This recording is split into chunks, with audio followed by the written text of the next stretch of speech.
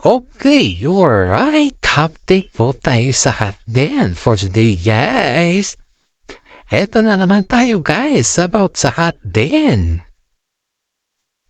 Ang daming balibalita sa ngayon, guys, na inaabangan na yung outfit ni Katrin Bernardo at Alden Richard sa ABS-CBN Ball na magaganap. Pero sa ngayon, guys, sa ngayon ay sabi ng mga karamihan na it's better to give than to receive. Yan pa yung sabi ng mga karamihan dito, guys, na kung saan ay sinabi dito na si Alden Richard daw, guys, nung Hello Love Again na umpisa yung kanilang movie ay masyado silang mashowy ni Katrin Bernardo na fan. Pero in fairness, itong si Alden Richard ay talagang tinodo bigay niya talaga yung showy na kay Katrin Bernardo dito, guys. Pero in fact, tingin ko tapahanan dito, guys. Sa ngayon na dahil wala pa naman silang movie, kita mo naman yung pagka-private nilang dalawa. May mga time po na yung regalo ni Katrin Bernardo, yung regalo ni Kat kay Tisoy is kahit hindi sila magkasama, guys, pero yung mga regalo nila sa isa't isa, kita mo naman, suot-suot naman nila ang dalawa. Pag gumalabas yung isa, ay natikitaan mo na lang sila na halimbawa tuwa. Nung lumabas si Alden Richard at pumunta sa mga kasama yung kanyang mga barkada, ginamit niya po yung debit na regalo ni Kat. And then, spotted yun, guys, ha? And then, yung regalo din ni Alden Richard kay Katrin Bernardo after a day po, guys, after a day. Yung regalo naman ni Alden Richard kay Katrin Bernardo ay yun din po yung ginamit ni Kat. Nung pumunta din sila sa mall, of course, sabi nga ng mga karamihan sa kanila, mga fantanatics nila, guys, na kahit hindi sila magkasama, ha? As usual, nakikitaan sila ng iba. Is it that true? Ang daming chika-chika dito, guys, ha? Pero in fairness, wala pa naman tayong nakitang resibo kay Alden sa kanya kasi masyadong si Alden kasi is masyadong private siya. Ayaw niya kasi yung pinapublic ang lahat. At ito naman si Daddy Bay ni Alden ay nakitaan naman na si Katrin Bernardo ay sobrang boto dito. Yun know, guys, yung regalo ni Katrin Bernardo yung regalo ni Kat kay Alden Richard ay isang sapatos po yun. Na kung saan po ay it's a surprise gift para kay Alden Richard yun. Alam niyo ba na si Alden po ay niregaluhan din niya si Katrin ng shoes na Nike. Yung running shoes ba? Alam niyo yung ginagamit ni Katrin na running shoes. Tuwing nag-design kasi si Katrin sa si Alden, may mga shoes po silang couple shoes. Pero, in that couple shoes, guys, mahilig kasi si Katrin na mga running shoes. Every time daw, ayon dito sa ating legit na sources, every time na yung lumalabas sila sa ibang bansa, ang pinatarget daw ni Katrin ay yung mga running shoes. Kasi pag lumalabas doon sila sa ibang bansa, mas mahal pa daw yung running shoes dito sa Pilipinas compared sa ibang bansa, guys. Kaya itong si Katrin ay kapag makapita siya ng running shoes, aba, todo talaga siya. Wala ka talagang masabi. Talagang kukuha siya, guys. Walang pa hindi dyan. Talagang kukuha siya. Kaya napaisipan naman itong si Alden na to na regaluhan niya si Katrin ng running shoes. Kasi sobrang hilig niya talaga, guys. Kahit sino, pati sila Jericho, pati yung mga friends niya ay pagdating sa mga movement na about sa Rani. Talagang number 1 si Catherine dyan, guys. Kaya sabi nga ni Alden Richards sa kanya na gustong gusto daw niya yung style ni Catherine Bernardo na mahilig sa mga shoes, running shoes na kung saan ay iyon din yung kahiligan ni Alden. Sana yan guys, sa paisipan nitong Citisoy na po, naregaluhan si Alden, ay naregaluhan si Catherine. And now, rinigaluhan niya po. At ito pa, yung pinakamasarap dito guys, ito pa. Doon sa pagregalo sa kanya, hindi naman alam ni Alden na yung regalo niya kay Catherine Bernardo ay ganun din pala yung regalo ni kay Alden guys. It's a running shoes also. Ayan, sabi naman karamihan, nag-usap-hapat mga po na couple talaga yung regalo nila sa isa't isa. Yung sabi naman karamihan sa kanila guys. Kaya itong si Alden paminsan-minsan pag ginagamit ni Catherine Bernardo yung regalo niya sapatos na Nike. Sobra guys. Na-appreciate talaga ni Alden yung mga gawain ni Catherine. And of course ito pa yung pinakamasarap. In fairness yung mga regalo daw ni Daniel Padilla, kasi kinukumpara ito naman ni Tisenit. Yung regalo ni Daniel Padilla na kay Catherine Bernardo is wala daw shoes dun guys. Ayon sa kanya, regalo daw ni Daniel is mga bag. May mga food trip daw si Daniel eh. Noon yan, nung bago daw sila is maili daw din si Daniel magregalo. Mamahaling, ganon, pero nagtagal na sila mga flower na lang, chocolates, yun na lang daw yung binigyan. At bihira pa daw nagre-regalo si Daniel kasi paano naman? In fairness hindi ko sa ating nagsagap na balita kaysa is not a marites. May katotohanan itong proven and tested na kasi ito. Alam nyo si Daniel Padilla, uripot siya. In fairness.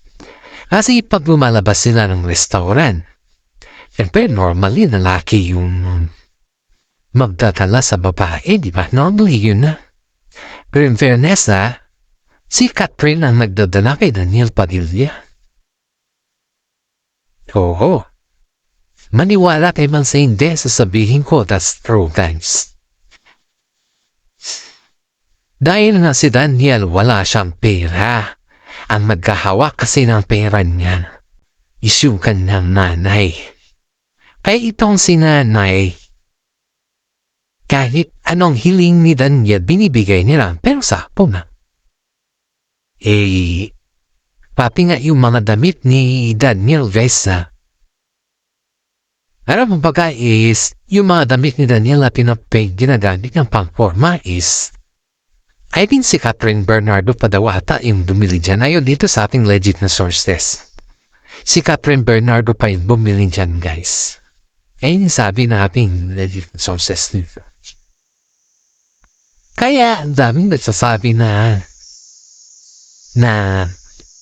bakit natitiis ni Catherine si Daniel sa mga ganyan na bagay-bagay na hindi naman na niya kaya i-control. Yan yung mga text nito guys na kailangan natin malaman din kay Catherine kasi alam nyo guys, hindi naman sa panghihingan ng nimasok tayo sa relasyon nila. Pero ang dami naman sasabi guys na lalo daw nahihirapan si Catherine kay Daniel simula nung naging sila dahil hindi sinasabi ni Catherine ng totohanan pa kanyang nanay.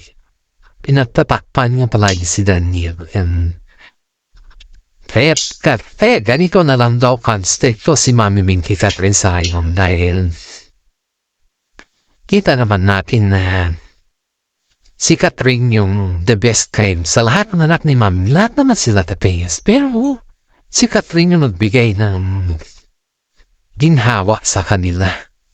Yun yung katotohanan. Kumbaga si Catherine yung hands-on sa lahat ng gastusin kasi siya naman yung malaking income sa lahat eh.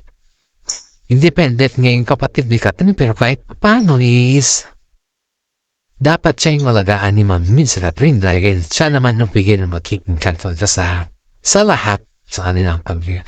Kaya itong si Mami Min medyo hindi para ito ayaw dito sa ating legit na sources Kaya naiinggit si Daniel kay Alden Richard, guys. Diba nung bed show, do you remember yung vlog ko na yung about sa bed show, guys?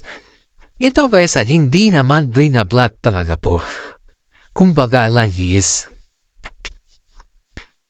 sinasabi ko lang to para sa update natin sa kanila. Kasi yung lahat naman kasi nakikita niya is mga shows lang. Hindi nyo alam po ano yung the reality score. Ano na yung sa loob ng showbiz nila. Hindi ninyo alam po ano yung talagang mangyayari. Kasi ang alam nyo lang is ito yung kaganapan for today. Ito sila, nandito sila sa mga show weekend. Pero hindi reality talk, guys. Hindi niyo po alam kung ano yung hidden agenda din sa loob ng din. Kasi ako kasi guys, legit kasi ako Ayaw kasi guys yung, alam niyo pag nagbablot kasi kami, nagpapag ako, di ba may mga legit na sources ka? Hindi ka naman pwede na ilantad na yan, sibo na yan. Kasi, bilang isang content guys, hindi ka naman pwedeng maglantad ng iparesibo mo na yan. Kung ang mga content naman natin guys, it's too privacy at hindi pwedeng sabihin na pero only for the update purposes para sa inyo, yun ang iwan ko. Pero yung sabihin natin na yung ganyan ba na ilantad natin kung ano yung resibo natin, hindi naman siguro tama yan. Diba? Kasi pag resibo naman din lahat ang dami naka-upload dyan. Ang daming naka-upload dyan. Pag-resibo lang naman ang hinahanap, sobrang dami. Pero yung about sa ating kasi hindi naman tayo pwedeng magbanggit ng mga pangalan. Kung sino yung kilala natin na nagsasabi sa atin, di ba? Because ang mga vlog natin guys, hindi lamang po sa mga shows. Full maraming effect po ating mga vlog. Okay, dito na tayo Sa mga basers ko dyan, bahala kayo guys. Basta ako, shout out ako sa mga masugid na nanonood sa akin. Shout out ako sa mga fans ko na lalo na yung mga senior citizen. Alam pong mahal na mahal ninyo ang ating vlog dahil dito po kayo. Dito po kayo talaga matakinig kasi ang mga vlog natin guys is interesting talaga. Ito na guys itong si Daniel based dito itong si Daniel kaya niya hinahanting si Alden Richard kasi number 1 ay di pa napapabalita naman dun sa Hong Kong na tuwing lumalabas yung mga kaibigan ni Catherine Bernardo at saka si Alden Richard dun paglalong-lalo na sa restaurant ay nagunahan yung dalawang mabayad ng bill, diba? Di remember that one guys, kung hindi niyo po naalala yan, but I just vlogged that one before pa. Yan yung nagunahan sila na dalawa kung sino yung mabayad ng sila, Alden at Catherine. Paminsan-minsan pa nga daw guys inuunahan na. Ito yung inuunahan na yung Alden si Catherine na pumunta ng bayad kunin talaga yung at sabi na lang daw may Alden na paid na. Kaya yung mga kasama nila dun sa movie no na may love vista na sabi na slow love again ay nagustuhan si Alden Richard kasi hindi siya kagaya ni Daniel na medyo may kumbaga guys is sa samahan, okay daw si Daniel. Pero pagdating sa labasan ng mga pera, kailangan maglabas. Hindi siya yung tao na siya lang yung naglalabas. Ikaw kumakain lang. Wala daw. Sometimes lang daw yan. Pero hindi palagi, hindi kagaya ni Alden Richard. At saka si Daniel Padilla pa guys is pinipili lang niya kung sino yung pinili ka rin niya. Hindi lahat ng mga kasama niya ay ganon siya katindi mag-girl. Hindi guys, walang ganon. Kaya ito, ang daming comparison, ang daming differences. Kaya ang sabi kay Catherine na ang layo ni Alden Richard kay Daniel Padilla. At iyan po ay napatunayan din ni Mami Min, guys. Mismo si Mami Min din yung nagsabi na hindi niya daw din alam na ganun pala yung sistema ni Daniel Padilla sa kanila ni Catherine Bernardo. Wala daw alam si Mami Min na ganun. Pero itong si Alden, ang dami daw nalaman ni Mami Min. Ang dami daw niyang nalaman pati dun sa... Siyempre, ikaw ba yung kapartner ng anak mo sa movie? Tapos 12 years sila. Si Catherine kasi guys ay, kumbaga, sinasabi niya lang na ganito, ganyan, ganun. At ayun lang, hanggang doon na lang daw, wala nang expand, wala nang yung ban, o ano na yung nangyari, walang ganun na, walang update na ganun. Kumbaga lang is, kumusta namang trabaho, okay lang. Pero syempre nasanay na sila kay Catherine na hindi in-expect ni Mami Min na may pagitan na pala sila ni Daniel Padilla sa mga ganun na bagay, guys. Kaya, nung makasama niya si Alden dito, napapamayan ni Mami Min na si Alden Richard, pati si Mami Min, pagkasama si Alden, pag sila lumalabas, dito napapanayan ni Mami Min na wala at talagang masabi kay Alden. Kahit sa pagkain, kahit hindi siya naganyayin guys, pero pagkasama mo si Alden, wala ka talagang nagagasto. Ni piso. Pero pagkasama mo si Daniel Padilla, my God. Yung daming nagsasabi na si Daniel Padilla ay deserve niya na iniwan siya ni Catherine dahil nakita naman natin kung gaano nasaktan si Catherine sa kanya. At iyon yung mga sinasabi ng mga fans niya guys na sana daw ay si Alden Richard ay hindi magbago. Yan yung mga sinasabi ng mga fans. Dahil ang layo guys, pati ang daming nagsasabi pagdating sa comparisons, yung hindi ko confirm mo talaga si Alden daw ay Daniel, my God. Ang daming nagsasabi na iba si Alden kay Daniel Padilla. Sobra guys, ang daming nagsasabi. Kaya itong si Mami Minis, naguguluhan din paminsan-minsan.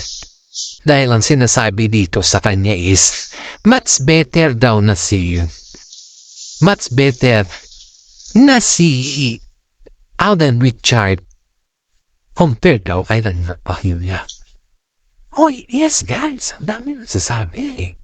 Ay, itong si Alden Richard guys, itong si Alden Hortisoy, iniisip niya talaga kung ano na talaga yung magiging role niya kay Catherine. Pero in fairness, proud ang daming nagsasabi na kahit binabati ko si Tisoy na may anak siya. Wala na mapapupuhanan yung mga lang guys. Binabati ko siya kahit naman yung sinasabi sa kanya. Wala namang kapapuhanan yung mga naririnig na. Kaya sabi nga ni Mami Manis, hayaan mo sila. Ipakita mo sa kanila na kaya mo. Yung sabi sa akin. And then syempre guys, ito pa. Yung pag may mga regalo kasi na binibigay ni Alden Richard kay Catherine is parang itong si Daniel Padilla. Parang iniipalad ni si Alden kung magawa ng sarili niyang kwento. Yun, dito kasi nahihinis yung pamilya ni Juan Jesne, pamilya ni Catherine kay Daniel Padilla. Instead sana na yung bang manahimik dahil Siyempre, kita mo naman yung kalabuan na nila, guys. Hindi ka naman, siguro pati ako, hindi naman tayo manhid, di ba? Hindi naman tayo manhid sa nakikita natin. Hindi naman tayo yung tao na wala lang, ano? Pero kita naman natin yung katotohanan na askin na si Daniel Padilla ay lugmok na. Kumbaga, kung 10 parison lang, hindi na. Nagtatago na nga daw yan, guys. Hindi ka sa ating legit na sources, ha. Gaya nung guys, kaya nung may mga dun sa asat, guys, ha. Diba, nandun rin si Catherine Bernardo, nandun din si Daniel Padilla, ganon. Talagang hindi daw sila pinag-unite.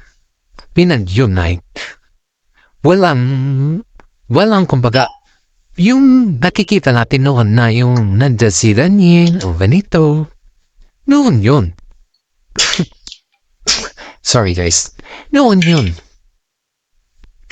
Pero sa ngayon daw guys, wala nang ganun. Ayaw daw ni Mami Min na makikita na hindi na nga sa pinagbabawalan guys ha. Kasi ang panit kasi nasabihin natin na si Mami Min ay pinagbabawalan si Catherine sa gusto niya. Hindi naman no. Pero in fairness ha, ayaw lang talaga ni Mami Min na bumalik si Daniel Padilla, si Catherine Bernardo sa mga ganun na acting. Kaya ito, pinoprotektahan niya na lahat. Pinoprotektahan niya si Arden Rich, si Catherine Bernardo sa lahat ng mga nasagupa niya gaya kay Daniel Padilla, di ba? Pinoprotektahan niya talaga guys kasi bilang isang nanay naman. Aba, kahit naman siguro sino, kung anak mo ay ginaganyan, kahit naman siguro sino guys, mapananay man, tatay man yan, kailangan protektahan yung anak mo yan eh. Ganon si Mami Min. Kaya nakita naman natin kung gaano niya protektahan si Catherine sa lahat ng mga bashers, diba? Kaya si Alden Richard JC is very proud kay Mami Min dahil kahit paano ay nakita niya yung support ng mismo nanay ni Catherine sa kanya. Kahit anong mangyari, nandyan pa rin yung nanay ni Catherine. Nandyan pa rin si Mami Min para sa kanya. At ito pa, nagkaroon ng konting celebration sa bahay ni Alden Richard. At yun ay yung celebration na parang may pinaplano guys ha. Pero ang plano na yan guys is malalaman natin sa next na natin. Next na vlog natin. Di ko muna yan i-update for today kasi hindi pa naman natin na-confirm kung ano yung usapan nila. At ito naman guys, shout out po sa mga fans natin dyan, mag-fantanatics natin dyan. Sana naman, paki-like and share ng ating YouTube channel guys. Isang malaking tulong na po yan para sa atin. Alam kong naiinip na kayo guys ha, kaya huwag tayong mawalan na pag-asa kasi kayo lang naman dyan ang ating fans for today. Maraming salamat at God bless po sa ating lahat.